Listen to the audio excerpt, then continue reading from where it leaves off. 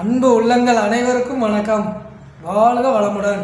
Venus வாஸ்து, திருநெல்வேலி மாவட்டம் அம்பாசமுத்திரத்திலிருந்து உங்கள் Venus M இசக்கிவேலு. இன்றைக்கி நாம் வாஸ்து தகவலாக என்ன பார்க்க போகிறோம் அப்படின்னா, ஒரு மனையோட வடகிழக்கு மூலை. இந்த வடகிழக்கு மூலையில் என்னென்ன வரலாம், என்னென்ன வரக்கூடாது அப்படிங்கிறத தான் நம்ம பார்க்க போகிறோம்.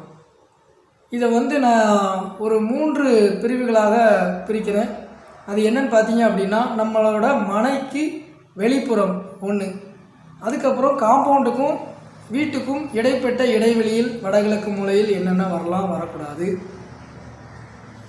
வீட்டோட உள் மூலை வடகிழக்கு மூலையில் வீட்டோட உள் மூலையில் என்னெல்லாம் வரலாம் வரக்கூடாது அப்படிங்கிற தகவலை தான் நம்ம இன்றைக்கி பார்க்க போகிறோம். நீங்கள் இந்த வீடியோவை முழுமையாக பார்த்தால் மட்டும்தான் இதை வடகிழக்கு மூலையில் நீங்கள் எந்த ஒரு சந்தேகமும் இல்லாமல் இருப்பதற்கு நீங்கள் இந்த வீடியோவை முழுமையாக பாருங்கள். வாங்க, முதல் பாயிண்ட் என்ன அப்படின்னு பார்த்தீங்க அப்படின்னா, நம்மளோட மனைக்கு வெளிப்புறத்தில் வடகிழக்கு மூலையில், அதாவது ஈசானிய மூலை, வடக்கும் கிழக்கும் சந்திக்கக்கூடிய மூலை தான் வடகிழக்கு மூலை. அது ஈசானிய மூலைன்னு நம்ம வாஸ்துவில் சொல்லுவோம். நீங்கள் அந்த மூலையில் மனைக்கு வெளிப்புறத்தில் எந்த அமைப்பு வரலாம் அப்படின்னு பார்த்தீங்க அப்படின்னா, ஏரி, குளம், அப்புறம் ஆறு, இந்த மாதிரி விஷயங்கள் இந்த மனைக்கு வெளிப்புறத்தில் நமக்கு எங்கள் வீட்டுக்கு ஒரு 1/2 கிலோமீட்டர் தூரத்தில் இருக்குது சார், எங்கள் வீட்டுக்கு பக்கத்துலேயே குளம் இருக்குது சார் அப்படின்னா, இந்த மாதிரி அமைப்புகள் நம்ம மனையோட வெளிப்புறத்தில் வரலாம். என்ன வரக்கூடாது அப்படின்னு பார்த்தீங்க அப்படின்னா, உயரமான அமைப்புகள் கொண்ட மரங்கள், டெலிஃபோன் டவரு, இபி டவரு, இந்த மாதிரி விஷயங்கள் உயரமான அமைப்புகள் கொண்ட எந்த விஷயமும் இந்த வடகிழக்கு மூலையில் வரக்கூடாது. சரி, இப்போ நம்ம மனைக்கு வெளிப்புறம் பார்த்தோம். இப்போ 2வது பாயிண்ட் என்னன்னு பார்த்தீங்க அப்படின்னா, நம்ம வீட்டுக்கும் நம்மளோட மனையோட எல்கை பகுதி, காம்பவுண்ட் வாலுக்கும் இடைப்பட்ட இடத்தில் அந்த வடகிழக்கு மூலையில் என்ன வரலாம் வரக்கூடாது அப்படின்னு பார்த்தீங்க அப்படின்னா, இந்த வடகிழக்கு மூலை காம்பவுண்டுக்கும் வீட்டுக்கும் இடையில் நீங்கள் ஸ்விம்மிங் பூல், போர்வெல், சம்ப், தண்ணி தொட்டி, அப்புறம் கிணறு, இந்த மாதிரி விஷயங்களை நீங்கள் இந்த இடத்துல அமைச்சிக்கிடலாம்.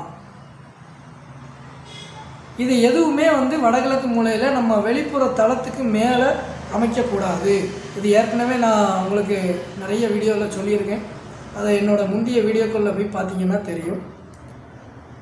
இந்த காம்பவுண்டுக்கும் வீட்டுக்கும் இடைப்பட்ட இடைவெளியில் வரக்கூடாத விஷயங்கள் என்னன்னு பார்த்தீங்க அப்படின்னா, மரங்கள் வரக்கூடாது.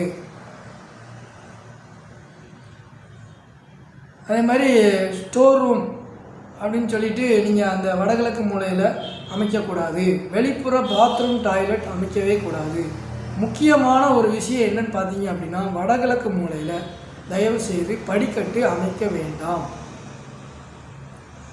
வெளிப்புற படிக்கட்டு அமைக்க வேண்டாம். நீங்கள் அந்த வடக்கும் கிழக்கும் சந்திக்கக்கூடிய மூலையை வீட்டுக்கும் காம்பவுண்டுக்கும் இடையில உள்ள போர்ட்டிகோ அமைக்கக்கூடாது. அதை ஓப்பன் ஸ்பேஸாக இருக்கணும் அப்படிங்கிறது தான் நான் பார்க்குறேன். சரி, இப்போ வீட்டுக்கு உள் மூலை, பாயிண்ட் நம்பர் 3, வீட்டிற்கு உள் மூலை வடகிழக்கு மூலையில் என்னெல்லாம் வரலான்னு பார்த்தீங்க அப்படின்னா, இந்த அறையில் ஸ்டடி ரூம் வரலாம். இந்த குழந்தைகள் படிக்கக்கூடிய அறை, அதாவது இந்த இடத்துல உட்காந்து படித்தா சிறப்பாக இருக்கும் அப்படிங்கிற மாதிரி ஒரு வடகிழக்கு மூலையில் ஸ்டடி ரூம் வச்சுக்கலாம். 2வது என்னன்னு பார்த்தீங்க அப்படின்னா,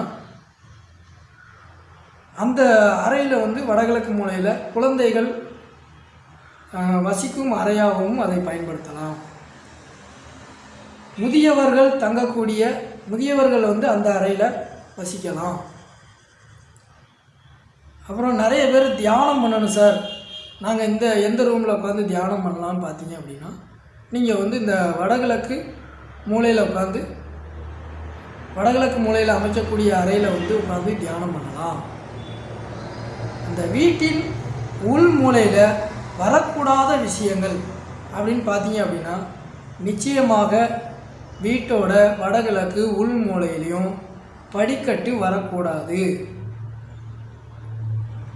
பூஜை அறை வரக்கூடாது, சமையலறை, பாத்ரூம், டாய்லெட், இந்த மாதிரி விஷயங்கள் பார்த்தீங்க அப்படின்னா முக்கியமாக இந்த கணவன் மனைவி வசிக்கும் அறை வந்து வைக்க வேண்டாம்.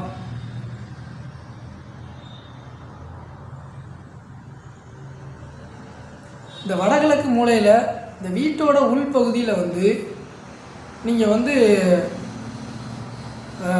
வாசல் ஜன்னல் வைப்பது சால சிறந்தது.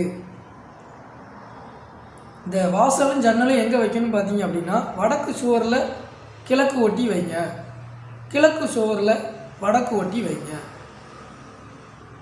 இந்த வடகிழக்கு மூலை அப்படின்னு பார்த்தீங்க அப்படின்னா இது ரொம்ப ரொம்ப ஒரு முக்கியமான அமைப்பாக நான் பார்க்குறேன். நீங்களும் அதனால் இந்த வீடியோ வந்து உங்களுக்கு பயனுள்ளதாக இருக்கும்னு நான் நம்புகிறேன். மீண்டும் ஒரு நல்ல வாஸ்து தகவலுடன் உங்களை சந்திக்கிறேன். வாழ்க வளமுடன். நன்றி, வணக்கம்.